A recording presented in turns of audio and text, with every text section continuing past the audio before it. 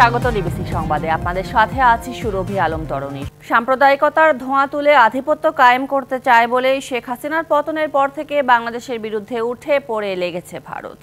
এমন মন্তব্য করে বিএনপি নেতারা বলেছেন, সব ষড়যন্ত্র রুখতে একমাত্র সমাধান নির্বাচন।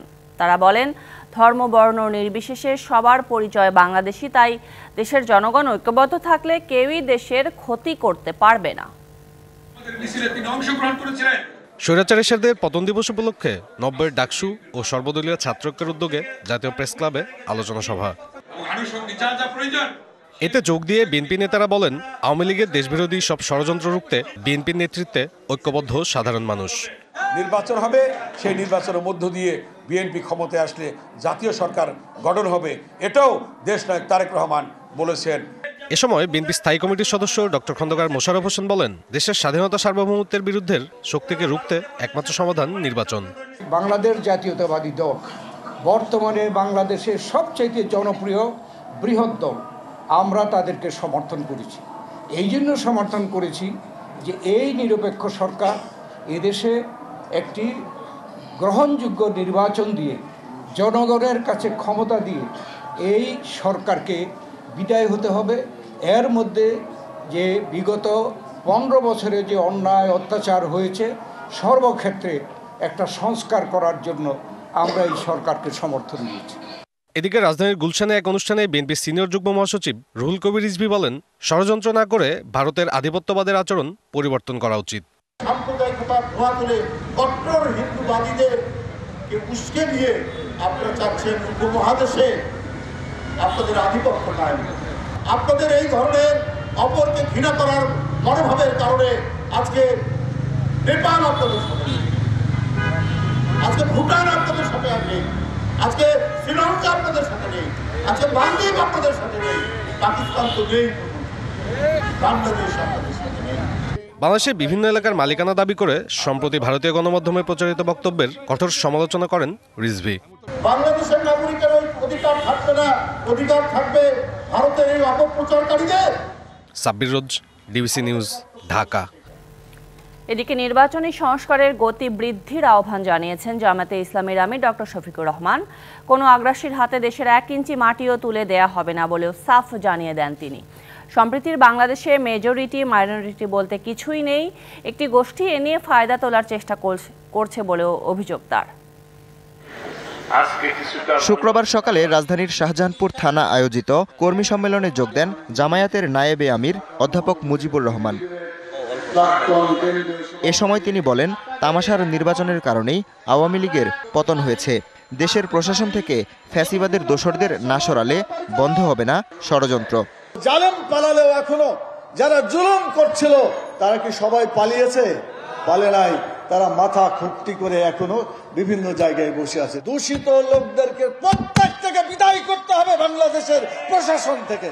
কুমিল্লার কর্মী সম্মেলনে জামায়াতের আমির বলেন, সম্প্রীতির বাংলাদেশে একটি গোষ্ঠী ষড়যন্ত্র করে ফায়দা নেয়ার চেষ্টা করছে। আমরা বাংলাদেশে কোনো মেজরিটি মাইনরিটি মানি না। এই মাইনরিটি শব্দ বলে বলে অন্যান্য ধর্মের ভাই বোনদেরকে ব্যবহার করে একটি গোষ্ঠী মূলত দেশের বাইরে থেকেই তাদের স্বার্থ হাসিল করতে চায়।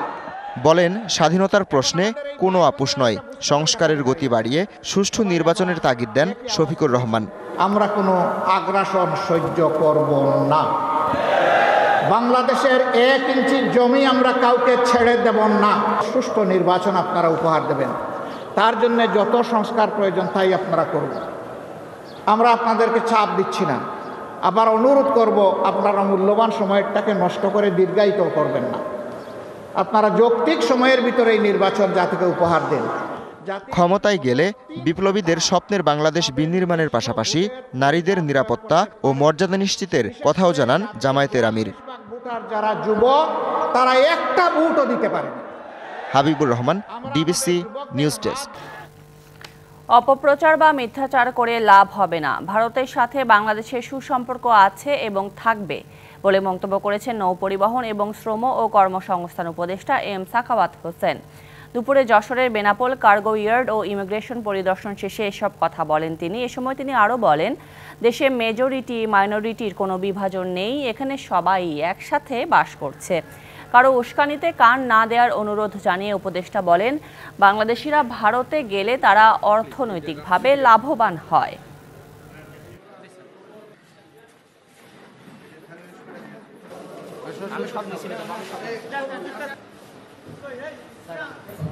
যাতায়াত ভ্রমণে আমার থেকে লোক বেশি যায়, তারা সেখানে চিকিৎসার জন্য যায়, তারা বাজার করতে যায়। না গেছে তাতে আমাদের কি, আমাদের তো কোনো ক্ষতি হচ্ছে না। হ্যাঁ, তো যতদিন ভারতকে আমাদের বিরুদ্ধে কোনো প্রপাগান্ডা হবে ততদিন আমাদের দেশের লোক কম যাবে, কম গেলে আমাদের তো কোনো ক্ষতি নেই। বিচারপতি অপসারণে সুপ্রিম জুডিশিয়াল কাউন্সিলের পুনর্জন্ম অনাকাঙ্ক্ষিত রাজনৈতিক হস্তক্ষেপ থেকে বিচার বিভাগকে রক্ষা করবে বলে জানিয়েছেন প্রধান বিচারপতি সৈয়দ রেফাত আহমেদ। সকালে সুপ্রিম কোর্ট বার অডিটোরিয়ামে রাজশাহী ইউনিভার্সিটি ল অ্যালামনাই অ্যাসোসিয়েশনের রুলার সম্মেলনে কথা বলেন তিনি এবং আরও বলেন, বিচারক নিয়োগের ক্ষেত্রে অ্যাপয়েন্টমেন্ট কাউন্সিল গঠনের উদ্যোগ নেওয়া হয়েছে, যা বাস্তবায়নের লক্ষ্যে সরকারের কাছে সুপারিশ করা হয়েছে। আইনের শাসন নিশ্চিতে সুপ্রিম কোর্টের উভয় বিভাগের সদস্যরা জুডিশিয়ারির সাথে জনগণের সেতু বন্ধন হিসেবে কাজ করছে বলেও জানান তিনি। প্রধান বিচারপতি বলেন, বর্তমানে যে জাতীয় ঐক্য তৈরি হয়েছে তা ধরে রাখলে আগামীতে দেশের সব প্রতিষ্ঠান স্বাধীনভাবে কাজ করে দেশকে অনন্য উচ্চতায় নিয়ে যাবে। আমরা যে এই মুহূর্তে জাতীয় ঐক্যের এক নতুন অধ্যায় রচনা করছি, সেই ঐক্য পরিণত হোক এমন এক প্রাতিষ্ঠানিক ঐক্যমতে যার উপর ভর করে রাষ্ট্রের প্রতিটি অঙ্গ বা স্তম্ভ স্ব অবস্থান হতে প্রকৃত অর্থে স্ব স্বাধীনতা বজায় রেখে সেই জাতীয় ঐক্যকে আরো সুদৃঢ় করতে সক্ষম হয়। বারবার পরিবর্তন হচ্ছে দেশের জাতীয় শিক্ষাক্রম। স্বাধীনতার পরে পর্যন্ত 7 বার বদল হয়েছে কারিকুলামে। আবার একাধিকবার পদ্ধতি পরিমার্জন হলেও টেকসই পর্যায়ে পৌঁছাতে পারেনি তার একটিও। এনসিটিভি বলছে, এবার যুগোপযোগী শিক্ষা ব্যবস্থার কথা ভাবছে সরকার। তবে বিশেষজ্ঞরা বলছেন, কারিকুলামের আগে ঠিক করতে হবে জাতীয় শিক্ষা দর্শন। স্বাধীনতার পর 1977 সালে প্রথম প্রণয়ন করা হয় শিক্ষাক্রম। এরপর 1986 সালে আবারও পরিমার্জন করা হয়। পরে 1992, 1995, 2002, 2012 এবং 2023 সালে 5 দফা পরিমার্জন ও সংশোধন করা হয় শিক্ষাক্রমের। অর্ধ শতাব্দীতে শিক্ষায় এতবার পরিবর্তনকে সঠিক কোনো পদক্ষেপ হিসেবে দেখছেন না শিক্ষা গবেষকরা। দুনিয়া জুড়ে যেটা করা হয় এখানে সেটা করা হয় না। এখানে শতভাগ পরিমার্জন না কিংবা শতভাগ পরিবর্তনের মধ্যে ফেলা হয়, যার ফলে আমাদের অভিভাবক, শিক্ষক এবং গার্ডিয়ান সবাই এক ধরনের গিনিপিগের মতো ব্যবহার হয়। আমরা প্রত্যাশা রাখি যে এই সরকার আমাদের শিক্ষার্থী, অভিভাবক এবং শিক্ষকদেরকে এইভাবে এক্সপেরিমেন্টের মধ্য দিয়ে কিংবা এক্সপেরিমেন্টের মধ্যে ফেলবেন না। এর মধ্যে সবশেষ 2023 সালে প্রণীত নতুন কারিকুলাম নিয়ে সবচেয়ে বেশি বিতর্ক ওঠে সর্বমহলে। গণ অভ্যুত্থানে সরকার পতনের পর বাদ দেয়া হয় বিতর্কিত সেই কারিকুলাম। 2026 বা 27 সালে নতুন কারিকুলাম প্রণয়নের কথা ভাবছে সরকার। কিভাবে পরিবর্তন করলে, কতটুকু পরিবর্তন করলে সেটা সাস্টেইন করে, মানে টেকসই হয়। আশা করি যে এবার আমরা আগের ভুলগুলি আর করব না, যাতে আমাদের ঘন ঘন কারিকুলাম পরিবর্তন করতে হয়, গার্ডিয়ানরা রাস্তায় নামে, শিক্ষকদের মুখ বন্ধ করে দেওয়া হয় যে কোনো কথা বলা যাবে না, যা দিব তাই গ্রহণ করতে হবে, আপনাদের কাজ হচ্ছে বাস্তবায়ন করা। এটা ঠিক নয়। উদ্যোগ যাই হোক না কেন, শিক্ষা বিশেষজ্ঞরা সবার আগে জোর দিচ্ছেন জাতীয় শিক্ষানীতি ঠিক করার ওপর। শিক্ষাক্রম যদি আপনি করতে চান, জাতীয় শিক্ষাক্রম, প্রথম যে কাজটি করতে হবে, সকলের সম্মতিক্রমে একটা জাতীয় শিক্ষা দর্শন প্রতিষ্ঠা করতে হবে। বাংলাদেশের দুর্ভাগ্য হলো বাংলাদেশের শিক্ষা ব্যবস্থার কোনো জাতীয় শিক্ষা দর্শন নাই। ওই শিক্ষা দর্শন অনুযায়ী আমাদেরকে এস্টাবলিশ করতে হবে জাতীয় শিক্ষানীতি। শিক্ষানীতি অনুযায়ী আমাদের পাঠ্যপুস্তক নির্ধারণ করতে হবে। শতভাগ শিক্ষাক্রম পরিবর্তন করে নতুন কোনো শিক্ষাক্রম এস্টাবলিশ করা, এটা একটা ভ্রান্ত ধারণা, যেটা বাংলাদেশে এই 50 বছর ধরে হয়ে এসেছে বলেই আমাদের শিক্ষা ব্যবস্থা এবং শিক্ষার্থীরা এবং আমাদের অভিভাবকরা এবং শিক্ষকেরা গিনিপিগ হিসেবে এই শিক্ষার কাছে বারবার তার প্রতারিত হচ্ছে। পেছনের ব্যর্থতার ঠেলে আসছে কারিকুলাম শিক্ষার্থীদের বিশ্বমানের হিসেবে গড়ে তুলতে সহায়ক হবে এমন প্রত্যাশা সর্বমহলের। মনিরুল সোহাগ, ডিবিসি নিউজ, ঢাকা।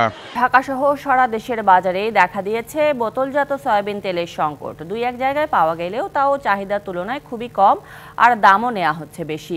বিক্রেতাদের অভিযোগ, দাম বাড়াতেই তেলের কৃত্রিম সংকট তৈরি করছে কোম্পানিগুলো, আর এই সুযোগে খোলা তেলের দাম বাড়িয়েছেন অনেকে।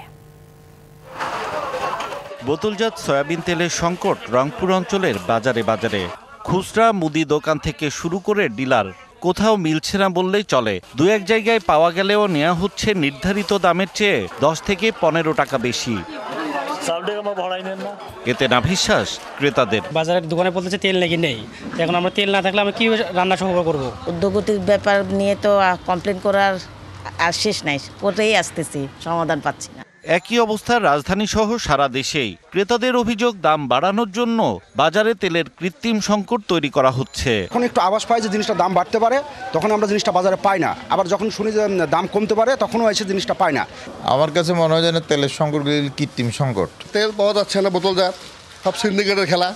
হ্যাঁ, আমরা খুব সমস্যার মধ্যে আছি। বর্তমান প্রশাসনের কাছে আমি আশুদৃষ্টি কামনা করছি, এটাকে নিয়ন্ত্রণ করা দরকার। ঢাকার বাজারে বোতলজাত সয়াবিন তেলের সরবরাহ না থাকায় ক্রেতা ধরে রাখতে খোলা তেল বিক্রি করছেন অনেকে। সাধারণত প্যাকেট তেল তো এখন কোম্পানিরা দিচ্ছে না, কিছুর জন্য সাপ্লাই কম, বুঝতে পারতেছে না। সয়াবিন তেল তো আগে থেকে নাকি এরা এলসি কমে গেছে নাকি বলছে, এটা ডিসেম্বরে এমনিও ক্রাইসিস থাকবে এটা বলছে আর কি। দোকানিরা বলছেন সরবরাহ না থাকায় বাধ্য হয়ে তাদের বেশি দামে তেল বিক্রি করতে হচ্ছে। লুজ তেল বেচতেছি আমরা 186 থেকে 88, প্যাকেট চার্জ যেটা লিটার প্রতি হলো 167 টাকা। শতকরা আপনার 90 দোকানেই আপনার তেল নেই, সীমিত আকারে পাচ্ছি, যেরকম ওইভাবে সীমিত আকারে আমরা বিক্রি করতে পারতেছি। আর ডিলারদের অভিযোগ, নির্ধারিত মূল্যের চেয়ে বেশি দিয়েও কোম্পানি সয়াবিন তেল সরবরাহ করছে না। আজকে প্রায় 2 সপ্তাহ ধরে আউটের দাম কিনা 2 পিস 1 পিস গায়ের দাম বেশি দিয়ে কিনা বেচতেছি। কোম্পানি চাইতেছে দাম বাড়াইতে, কিন্তু মূলত এরপরে কোম্পানির চাপের, সরকার চাপের কারণে কোম্পানির দাম বাড়াই দেয় না, এই জন্য কোম্পানির সংকট দেখাইতেছে। সয়াবিন তেলের সংকট কাটাতে সরকারি তদারকির দিকে তাকিয়ে সাধারণ মানুষ। হিমেল মাহবুব, ডিবিসি নিউজ, ঢাকা। পঞ্চগড় সীমান্তে ভারতীয় সীমান্তরক্ষী বাহিনী বিএসএফ এর গুলিতে আনোয়ার হোসেন নামে এক বাংলাদেশি নিহত হয়েছেন। ভোরে সদর উপজেলার হাড়িভাষা ইউনিয়নের সীমান্তে এই ঘটনা ঘটে। আনোয়ারের বাড়ি পঞ্চগড়ের তেঁতুলিয়া উপজেলায়। বিজিবি জানিয়েছে, চানাকিয়া ক্যাম্পে বিএনএফ সদস্যদের গুলিতে ঘটনাস্থলেই মারা যান আনোয়ার। বিএসএফ দাবি করছে, আনোয়ার সহ কয়েকজন গরু আনতে ভারতে ঢুকেছিলেন। ভোরে ফেরার সময় বিএসএফ ধাওয়া দিলে উল্টো আক্রমণ করতে যান তারা। আত্মরক্ষায় গুলি চালানো হলে হতাহতের ঘটনা ঘটে। মরদেহ ফিরিয়ে আনার চেষ্টা চলছে বলছে বিজিবি। সংবাদে ছিল এখনকার মতো। ডিবিসি নিউজের সংবাদগুলো পড়তে ভিজিট করুন dbcnews.tv আর ভিজিট করুন ডিবিসি নিউজের ফেসবুক পেজ এবং ইউটিউব চ্যানেল। সঙ্গে থাকুন।